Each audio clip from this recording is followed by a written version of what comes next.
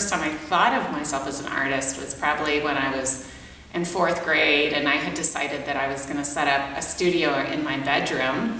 So I got an old card table and a folding chair with my parents' permission and set it up as kind of a studio space, and I decided I was going to make a whole bunch of drawings of things in a very realistic way. And I made about 5 or 6 of them, and I cut out these drawings and put them in this shoebox.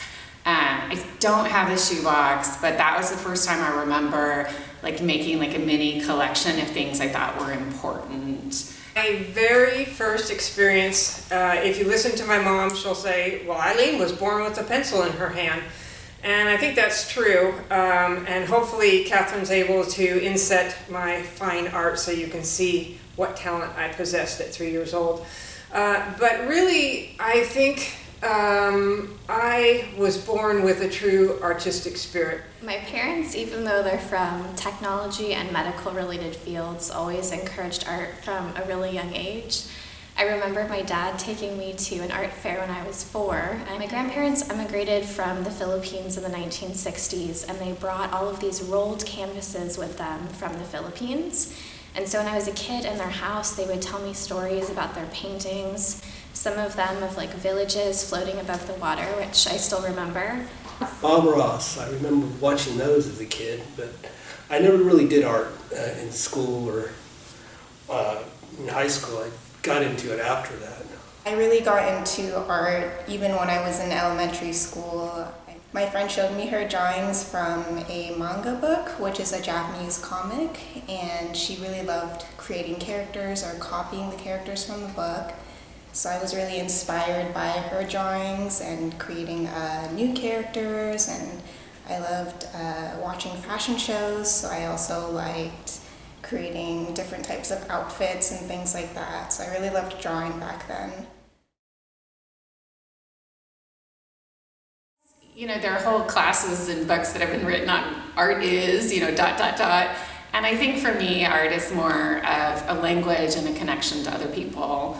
It's always been a way to speak between generations to me, from the 19th century to current day, from the Egyptians to us. I think it is something that stands the test of time. I don't really think that art means something that I could just put out in words. I think art is my taking in a breath. It is something I can't live without. It is something that I think Tom Cruise said, it completes me. It's kind of a reflection of the viewer. So everyone views a piece of art, even the artist views it, and they get something from it, but somebody else views it and they get something from it.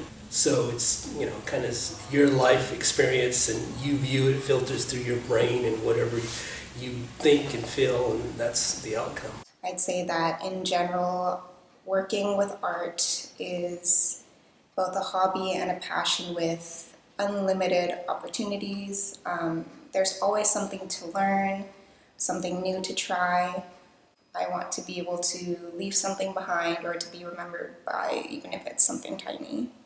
Art just is not only just what I do 9 to 5, I think it's just something I think about a lot, and I feel like I know people through their art sometimes. Like I don't have to really know personally that much about them, but I feel like I get a sense of what's important to them through just looking at their work. And so for me, it's a great way to connect with people and just have this common language, again, this vocabulary that we can share and get really excited about, even if, you know, politically we may be really different, we may have really different backgrounds, we still share that love of art.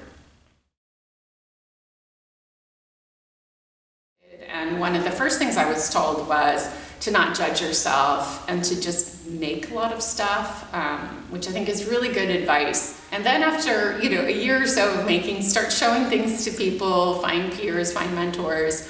But I think you really need that period of just being comfortable making.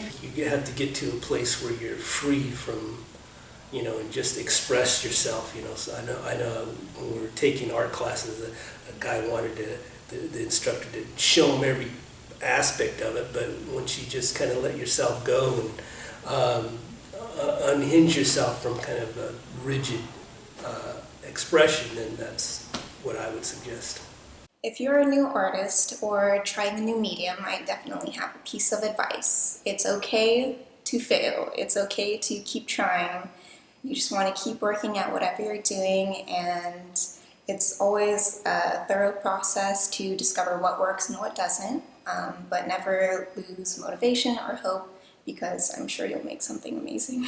So my goal as an educator here at the Pence is to get at least one kid excited in class. I think it's just thinking of ways to engage students. What do they like to paint? What do they like to draw? And encouraging them from a young age that what you make doesn't have to be perfect. You just have to make something, to create, to express your voice. And I just want people to feel like anyone can do art when they come here. Anyone can look at art and understand it. You don't have to be a professional. You don't have to be a trained artist. You just have to create.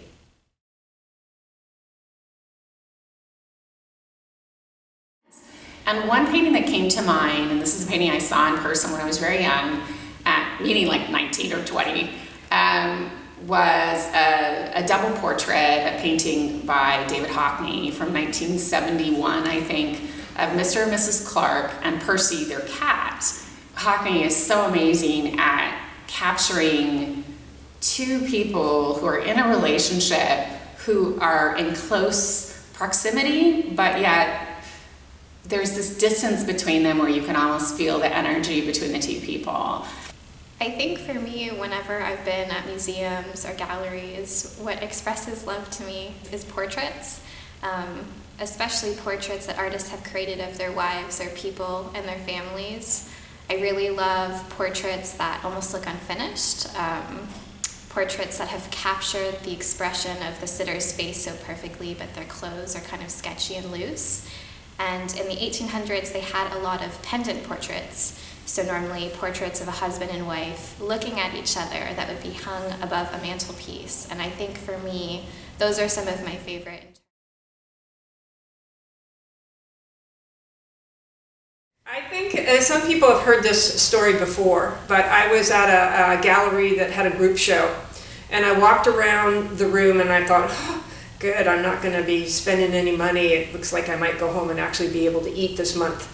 And I whipped around the corner. Literally, it took my breath away. I mean, I felt like I had been sucker punched.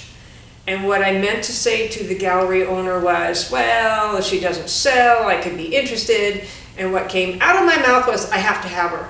And then I was like, who said that? But it was true.